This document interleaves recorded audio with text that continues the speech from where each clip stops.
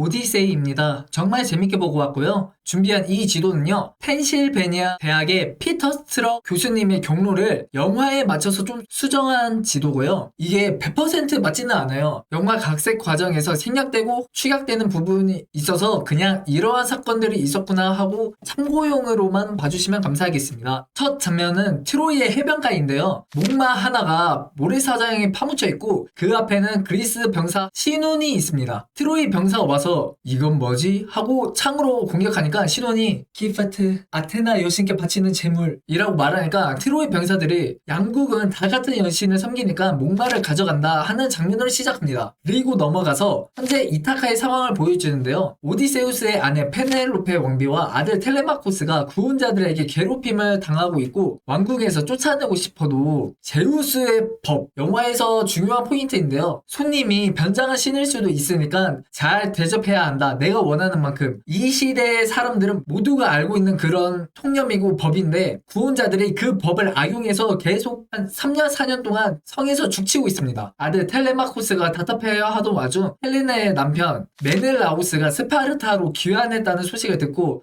그러면은 아버지의 소식을 알 거야 하고 스파르타로 떠납니다. 그리고 메넬라우스를 만나 아버지의 소식을 물어보는데 옆에 헬레나가 앉아있거든요. 헬레나의 배역이 흑인 여성이어서 논란이 되었잖아요. 근데 보니까 영화 오디세이에서는 상관이 없어요. 원작에서는 헬레나가 엄청난 미인이어서 개전을 했잖아요. 영화는 헬레나는 명분이고 진실은 아가멤논이 트로이의 무역 항로를 얻고 싶은 개인적인 욕망 때문에 전쟁을 일으킵니다. 그래서 헬레나의 얼굴을 자세히 보면은 여기 왼쪽에 흉터가 나 있고 흉터가 있다고 미인이 아닌 건 아니지만 애초에 미인으로 설정을 안 한 것 같아요. 그리고 이어서 현재의 오디세우스도 나오는데요. 그는 7년 동안 로토스라는 꽃을 먹으면서 칼립소와 함께 지냅니다. 이 로토스라는 꽃이 기억을 잃는 꽃, 먹으면 정신과 의지를 잃게 하는데요. 그래서 오디세우스가 치매 노인처럼 기억을 못하는 거예요. 그래서 칼립소가 기억해봐요 천천히 하면서 오디세우스가 칼립소에게 자신의 여정을 들려주는 회상, 천일야와 같이 액자식 구성으로 흘러갑니다. 다행히 막 어지럽지는 않아요. 그래서 이제 본격적으로 오디세우스의 여정을 따라가면은 이제 트로이에서 전쟁이 끝나고 귀향을 합니다. 하지만 긴 전쟁에 보급품이 부족하다 보니까 마을에 들르는데요. 부하들이 마을을 약탈을 합니다. 오히려 왜 우리를 환대하지 않았지? 라고 묻는데요. 마을 주민이 해적인 줄 알았어요 라고 말할 정도로 병사들이 긴 전쟁과 빨리 돌아오고 싶다는 귀한 의지 때문에 날카로워진 거예요. 그리고 섬 노인이 남쪽으로 가면 큰 사고를 당할 거라고 경고를 하는데요. 그래서 섬에 도착하니까 양이 눈에 띄고 동굴에 있는 거예요. 안으로 들어가니까 양떼와 치즈가 가득한데 병사들이 배고프다고 했잖아요. 치즈를 먹으려고 하니까 누가 주인에게 물어봐야 하는 거 아니야? 라고 말하니까 야 제우스의 법이 있잖아. 그냥 먹어 하고 제우스의 법을 악용하는 거예요. 마치 이타카의 왕궁을 점거한 구원자들처럼 저는 여기서 제우스의 법이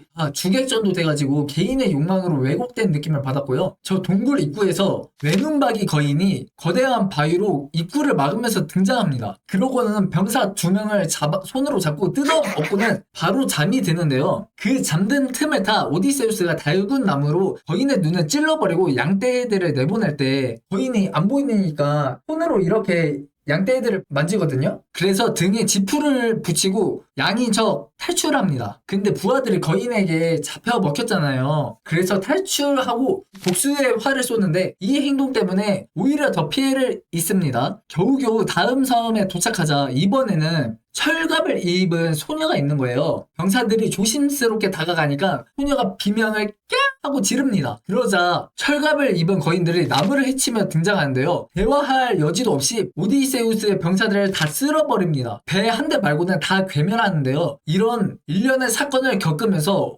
오디세우스는 부하들한테 신뢰를 조금씩 잃습니다. 그래서 다음 섬에 도착해서 오디세우스가 배 지킴이 병사 1명만 두고 정찰하러 가자라고 말하니까 병사 1명이 장군님이 남으시죠? 이렇게 말하는 거예요. 그래서 오디세우스가 남고 병사들만 섬을 둘러봅니다. 병사들이 쭉 길을 따라가니까 오두막이 하나 나오는데요. 안에서 키르케라는 중년 여성이 나와서 병사들에게 국을 주는데요. 이때 병사들이 개걸스럽게 먹는 거예요. 마치 센가치히로의 부모님처럼. 그러고는 키르케가 손바닥으로 병사들의 손을 막 이렇게 문지르니까 보자기를 빗듯 병사들은 모두 돼지가 됩니다. 저는 이 장면이 굉장히 충격적이었어요. 어렸을 때 판의 미로를 처음 봤을 때만큼이나 충격이었는데 다행히 오디세우스가 와서 병사들을 구해주고 키르케에게 저승에 있는 예언자를 만나라는 얘기를 듣습니다. 그렇게 불과 얼음이 만나는 곳에서 망자들과 대화를 하는데요. 여기 분위기가 굉장히 잘 살렸어요. 되게 으스스한 황무지에서 찍었는데 진짜 세상의 끝인 느낌이고요. 이 망자 중에서 목마 지키미로 납둔 신혼이 나온 거예요. 그러고는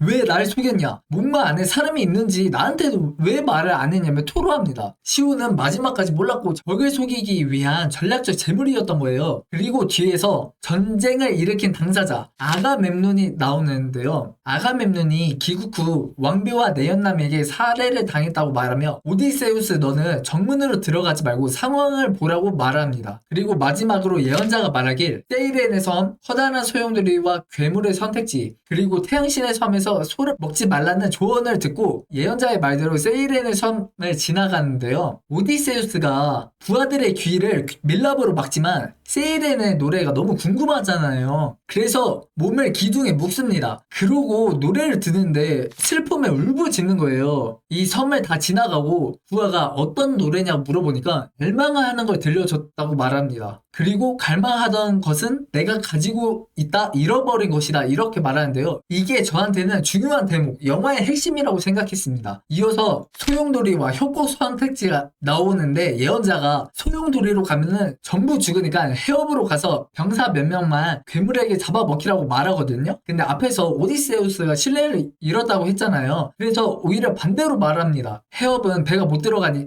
소용돌이 외곽으로 조심스럽게 지나가자고. 병사가 아니 저기 소용돌이로 가면은 모두 죽는다.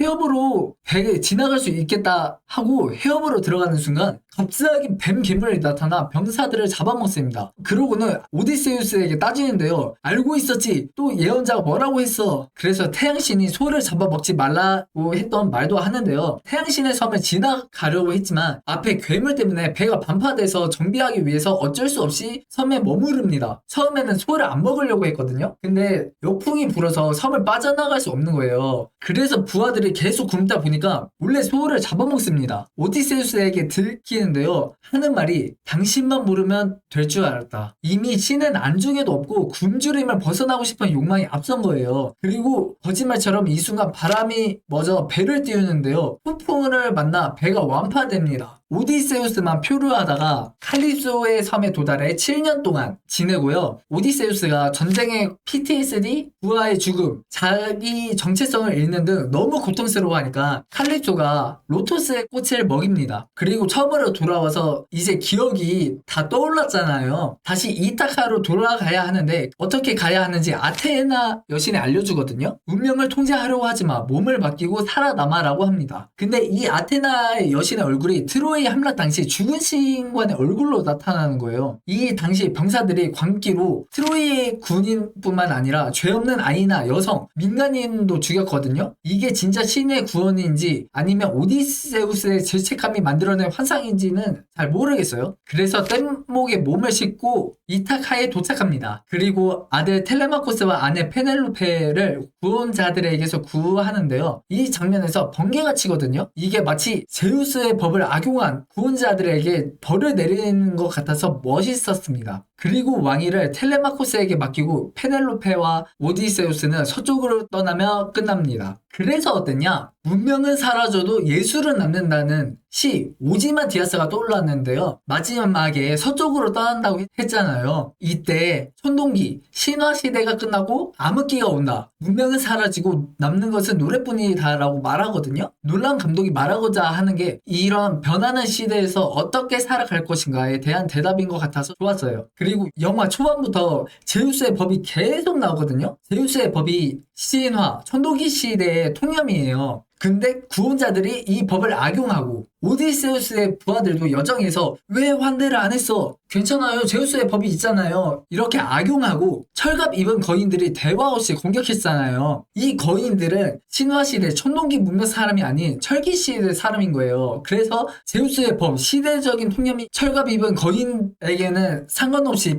표현이 되고 이미 이 시대적 통념과 가치, 정체성들이 개인의 욕망으로 훼손, 상실된 거예요. 그리고 오디세우스도 마찬가지거든요. 오디세우스가 처음에는 되게 명예를 중요시하는 사람으로 나와요. 동물한테 활 쏘기 전에 빈 시위를 한번 튕기는데 그 이유가 사냥은 속이는 짓이다. 나는 사냥하지 않는다. 속이지 않는다. 라고 말합니다. 하지만 보면은 아군 신혼 속였죠. 전쟁에서 신함심을 미끼로 목마를 이용해 트로이를 속였죠. 그리고 트로이가 광기에 휘쓸리면서 민간인들이 죽어나는데 이 과정에서 오디세우스도 제우스의 법을 어겼고 자신이 중요하게 생각하는 명예라는 가치와 신을 잃어버린 거예요. 이 트로이 목마에서 나오는 장면이 출산하는 장면처럼 나오거든요. 저는 이때 오디세우스가 사라지고 새로운 무언가로 태어나는 듯한 자기 정체성을 잃어버린 듯한 느낌을 받았습니다. 그래서 집을 못 돌아가는 것도 장애물 때문이 아니라 오디세우스가 자기 정체성을 잃어버리고 페넬로페 당신이 아는 오디세우스는 없다라고 생각하고요. 세이렌의 노래에서 가장 갈망하는 것은 내가 가지고 있다 잃어버린 것이라고 했잖아요. 오디세우스가 잃어버린 것은 집을 잃어버린 게 아니라 자신이 믿고 있던 시대적 통념과 중요시하던 가치였던 거죠. 그리고 바다의 이방인이라는 말도 나오거든요. 텔레마코스가 스파르타로 떠나기 전에 펠레노페와 대화에서 나오는데 펠레노페가 너가 사라지면은 바다의 이방인은 누가 막을 거냐. 처음에는 진짜 외세의 적을 뜻하는 줄 알았는데 거지로 변장한 오디세우스와 페넬로페가 만나는 장면에서 오디세우스가 트로이 전쟁에 참여한 노병이라고 말하며 오디세우스의 소식과 자신이 저지른 죄를 말하거든요. 페넬로페가 당신은 이방인인가요? 여기서 바다의 이방인은 외세가 아니라 이 신화 천동기 시대의 개념과 다른 개념을 가진 사람을 말하는구나 라는 걸 알았습니다. 그리고 엔딩에 트로이의 목마가 불타거든요. 이게 한 시대가 사라지는 걸 뜻하는 것 같았습니다. 그래서 이 영화가 말하고자 하는 게 아테나가 말했듯 영원한 건 신 말고 없다. 운명을 통제하지 말고 몸을 맡기고 살아남아라. 지금도 시대가 바뀌고 예전의 가치들이 사라지고 있잖아요. 새로운 가치, 특히 개인적인 욕망이 우선시하는 시대가 되고 있는데 통제하거나 막을 수는 없으니 그냥 몸을 맡기고 살아남아라. 이렇게 말하는 것처럼 느껴졌고요. 문명은 사라져도 노래, 예술은 남는다. 저는 놀란 감독이 영화라는 예술을 통해 사라지는 시대의 가치를 남기려고 하는 것처럼 느껴졌습니다. 정말 재밌게 봤고요. 정리하자면은 변하는 시대에서 자신이 믿던 가치를 잃은 정체성을 상실한 사람이 살아나가는 이야기였다. 그리고 하나 말씀드리자면은 보시기 전에 꼭 화장실을 들르세요. 상영 시간이 길다 보니까 중간중간 나갔다 오시는 분들이 꽤 있었고 저도 미리 들렀지만 콜라를 마시다 보니까 마지막 부분에서 다리를 꼬면서 버텼습니다. 이상 오디세이였습니다.